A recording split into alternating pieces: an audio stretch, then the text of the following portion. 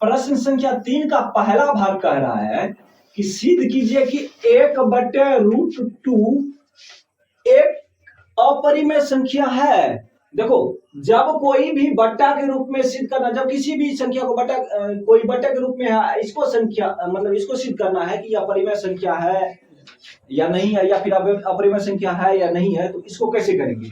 सबसे पहले वही प्रक्रिया अपनाना है। क्या लिखेंगे? हल। क्या लिखेंगे? हल। हल में क्या करते हैं? जो चीज सिद्ध करने के लिए कहेगा ठीक उसका विपरीत मानेंगे। क्या मानेंगे? विपरीत। जैसे यहाँ क्या सिद्ध करने के लिए कह रहा है? अपरिमेय सिद्ध करने के लिए कह रहा है। क्या सिद्ध करने के लिए कह रहा है? अपरिमेय। तो यहाँ क्या मानेंगे? परिमेय मान लेते हैं, विरोधाभास मानते हैं, उसके विरोध में मानेंगे। तो अब देखो, यहां लिखेंगे संभव है तो माना कि 1/√2 एक परिमेय संख्या है। एक क्या है? परिमेय संख्या है। मान लिए इतना क्या है? एक परिमेय संख्या है। अब देखो, परिमेय संख्या का परिभाषा क्या कहता है? परिमेय संख्या का परिभाषा कहता है कि वैसी संख्या जो p/q के रूप में होती है उसे परिमेय संख्या कहते हैं। जहां यहाँ पे p और q क्या है? यहाँ लिखना पूर्णांक नहीं, सहअभाज्य लिखेंगे। जहां p और q एक सहअभाज्य संख्या है। एक क्या है? सहअभाज्य संख्या है। लिख दिए। अब देखो, यदि सहअभाज्य संख्या है, अब क्या करते हैं? यहां लिख दिया। अब यहां पे हम क्या करेंगे? दोनों और वर्ग करेंगे। क्या करेंगे? दोनों वर्ग। तो यहां लिखना पड़ेगा दोनों और वर्ग करने पर। क्या करने पर? वर्ग करने पर। रे बाबू, जब हम दोनों और वर्ग करेंगे तो क्या होगा? 1/√2 है, इसका भी वर्ग करेंगे, और p/q है, इसका भी क्या करेंगे? वर्ग करेंगे।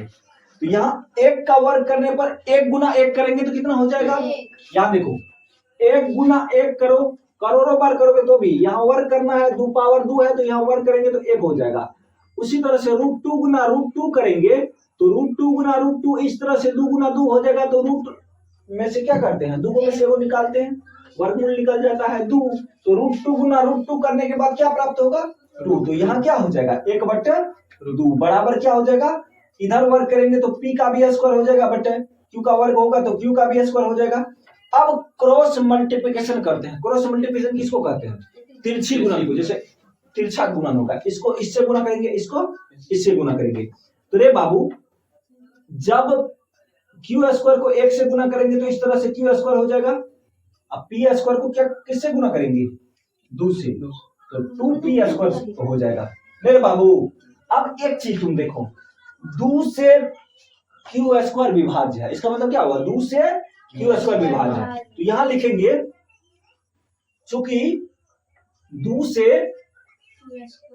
q स्क्वायर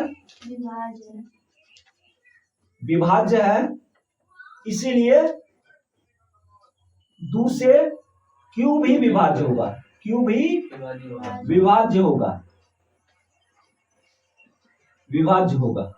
अब तुम लोग कहोगे कि सर जब 2 से q स्क्वायर विभाज्य है तो 2 से q कैसे विभाज्य होगा? मान लो बाबू यहाँ 2 है, 2 का वर्ग मान लेते हैं, अब 4 है। 2 से 4 कट जाएगा, तो 2 से इसका वर्गमूल क्या होगा? 2। तो 2 से 2 भी कट जाएगा, इसको हटा लो। अब कहोगे सर ये एक ही वो संख्या पे आप बताए, दूसरा ले लेते हैं। 4 का वर्ग कितना होता है? 16। 2 से 16 कट जाएगा, कटेगा ना रे? तो 16 का वर्गमूल कितना हो जाएगा? 4। तो 2 से 4 कट जाएगा, मतलब इसका मतलब हो गया कि 16 2 से विभाज्य है तो 4 भी 2 से विभाज्य होगी। यहां लिखे देखो, 2 से q स्क्वायर विभाज्य है तो 2 से q भी विभाज्य होगी। अब यहां देख लेते हैं,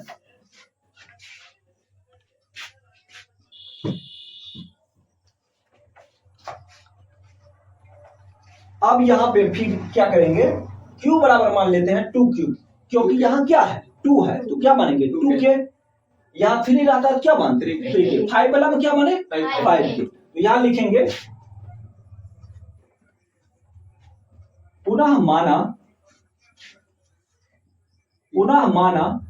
q बराबर 2k, जहां पर क्या है के सह संख्या है, क्या है सह संख्या है, के सह संख्या है, इसीलिए हम क्या करते हैं साइड चेंज करते हैं और लिख देते हैं कि क्या है, एक साइड लिखते हैं जिस साइड रूट वाला रहता है उस साइड क्या लिखते हैं, यह एक अपरिमेय संख्या है, और विपरीत जो उधर रहता है p बटा q के रूप में उसको क्या लिखते हैं परिमेय संख्या है, रूट वाला को लिखते हैं अपरिमेय संख्या है, लेकिन p बटा q के रूप में जो रहता है उसको क्या लिखते हैं परिमेय संख्या है, लेकिन परिमेय अपरिमेय के बराबर नहीं हो सकता है, इसलिए हम लिखते हैं कि ये दोनों एक दूसरे का क्या है विरोधाभास है, इसलिए क्या होगा यह एक अपरिमेय संख्या है, यानी जो संख्या है रूट में मान के चलो कि 3 + 2 5 के रूप का होगा, यानी प्लस में जो भी होगा उसको हम उस तरह से सिद्ध करेंगे सिर्फ साइड चेंज करके, लेकिन इसको हम क्या करते हैं इस प्रकार से सिद्ध करते हैं। ये सोच लो कि ये फिक्स है, प्रत्येक बार अभी तक जितना भी एग्जाम हुआ है प्रत्येक वर्ष पूछा ही जाता है, 2 मार्क्स में, कभी कभी 5 मार्क्स में भी पूछ दिया जाता है, तो इस बार भी फिक्स है कि एबे करेगा एगो। अब कोई जरूरी नहीं कि रूट 5 पूछ देगा, रूट 5 भी पूछ सकता है, रूट 3 भी पूछ सकता है, रूट 2 भी पूछ सकता है, या 3 + 2 रूट ई वाला भी पूछ सकता है, 1 में रूट 2 भी पूछ सकता है, या 3 + 2 रूट 5 भी पूछ सकता है, तो कोई एक पूछ सकता है। अब बना लो तुम लोग।